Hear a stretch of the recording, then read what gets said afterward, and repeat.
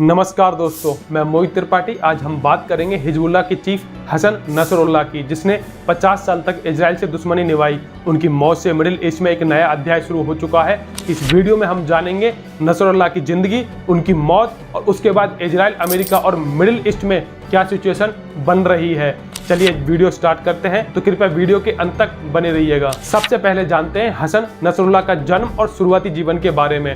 Hasan Nasrallah का जन्म 31 अगस्त 1960 को बैरूत, लेबनान में एक गरीब परिवार में हुआ। उनके पिता सब्जी बेचते थे, लेकिन नसरुल्लाह का मन राजनीति और धर्म की तरफ झुका हुआ था। वो 15 साल की उम्र में यहूदियों के खिलाफ हथियार उठाने वाले पहले शख्सों में से एक थे। नसरुल्लाह की पढ़ाई एक धार्मिक मदरसे में हुई और धीरे धीरे उनका झुकाव शिया इस्लाम की तरफ बढ़ता गया। लेबनान में गृह युद्ध के समय नसरुल्लाह ने खुद को एक लड़ाके के रूप में पेश किया और यहीं से उनकी जिंदगी में बड़ा बदलाव आया। अब जानेंगे हिजबुल्लाह का गठन क्यों हुआ और नसरुल्लाह की इसमें क्या भूमिका थी। 1982 में जब इजराइल ने लेबनान पर हमला किया तो नसरुल्लाह ने हिजबुल्लाह संगठन का हिस्सा बनकर संघर्ष किया। हिजबुल्लाह ने खुद को इजराइल के खिलाफ एक शक्तिशाली आतंकी संगठन के रूप में स्थापित किया। नसरुल्लाह ने ईरान और सीरिया से समर्थन हासिल किया और हिजबुल्लाह को केवल एक सैन्य संगठन नहीं बल्कि राजनीतिक ताकत में भी तब्दील कर दिया। हिजबुल्लाह ने लेबनान के शिया समुदाय के लिए एक नया चेहरा बनकर इजराइल के खिलाफ कई हमले किए। नसरुल्लाह और इजराइल के बीच संघर्ष की शुरुआत 1980 के दशक में हुई,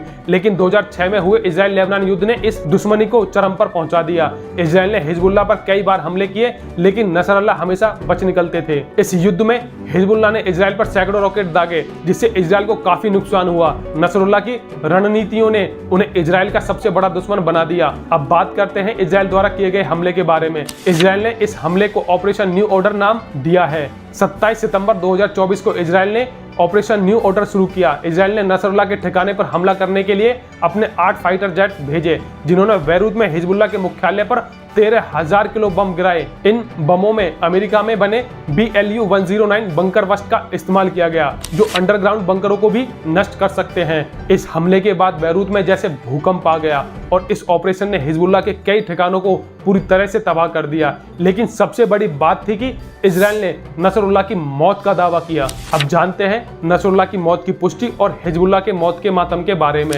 हिजबुल्लाह ने 20 घंटे बाद इस हमले में हसन नसरुल्लाह की मौत की पुष्टि की। नसरुल्लाह की मौत से लेबनान और ईरान में गहरा शोक छा गया। हिजबुल्लाह के समर्थक सड़कों पर उतर आए और नसरुल्लाह को शहीद का दर्जा दिया गया। उनकी मौत के बाद लेबनान और मिडिल ईस्ट की राजनीति में बड़ा बदलाव देखने को मिल सकता है। कई लोग मानते हैं कि हिजबुल्लाह की कमान अब किसी नए नेता के हाथ में जाएगी, लेकिन नसरुल्लाह जैसी लोकप्रियता किसी और के पास नहीं है। वहीं इजराइल, अमेरिका और मिडिल ईस्ट की इसमें क्या प्रतिक्रिया रही, चलिए जानते हैं। इजराइल ने इस ऑपरेशन को एक बड़ी जीत के रूप में देखा। प्रधानमंत्री बेंजामिन नेतन्याहू ने कहा कि नसरुल्लाह की मौत से इजराइल के दुश्मनों को कड़ा संदेश मिला है। वहीं अमेरिका ने इजराइल को इस ऑपरेशन के बारे में जानकारी देने की बात की थी, लेकिन यह भी कहा कि उन्हें आखिरी समय में ही इस योजना का पता चला। मिडिल ईस्ट में इस घटना के बाद तनाव बढ़ गया है। लेबनान के बॉर्डर पर इजरायली टैंकों की तैनाती ने स्थिति को और गंभीर बना दिया है। वहीं ईरान और शिया समुदाय नसरुल्लाह की मौत का बदला लेने की बात कर रहे हैं। सीरिया में नसरुल्लाह के कट्टर विरोधियों ने उनकी मौत पर जश्न मनाया। विद्रोही गुटों का मानना है कि नसरुल्लाह की मौत से सीरिया में सत्ता समीकरण बदल सकते हैं। नसरुल्लाह की मौत के बाद मिडिल ईस्ट में शांति और स्थिरता की संभावना और भी कमजोर हो गई है।